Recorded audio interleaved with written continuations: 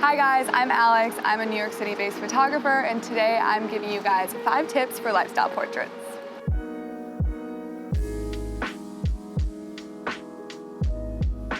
My first tip is all about posing. I like to keep my subjects looking as natural as possible, which I think is super important with lifestyle portraits.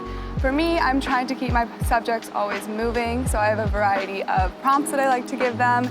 This could be a walk, this could be interacting with an object around them, their outfit, anything to make them look the most natural in their setting.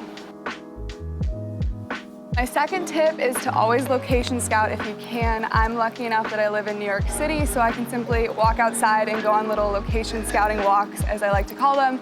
You can do the same thing in a car no matter where you live, or just kind of walk around.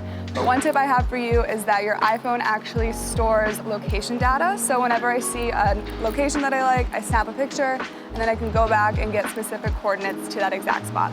My third tip is to always consider your light. This is true of any type of photography, but especially for portraits. For me, I'm not a fan of overhead lighting. I find it super unflattering for facial features. So if I'm shooting in direct sunlight, this means I'm usually avoiding a big chunk of the middle of the day, or I'm finding a nice shaded spot. For me, I love sunrise. It's the best in the city because you get that amazing golden light and you get to avoid all the crowds.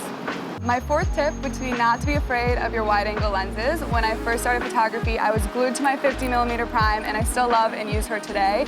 But as I got a little bit more comfortable behind the camera, I started experimenting with my wider-angle lenses, specifically my 14 to 24mm lens.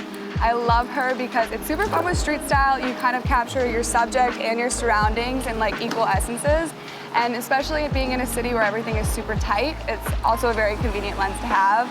It also kind of gives a cool like fisheye effect, which I love, and kind of goes with that like Y2K 90s vibe that everyone's super into right now. My last and final tip is the most important one. Always stay true to your style and aesthetic. I think we as artists sometimes kind of get caught up in the trends and what everyone's loving at the moment.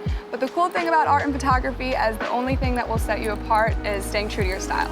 Thank you guys so much for watching. You can check out more of my work at ShotzByAlex with a Z on TikTok and Instagram. Thank you.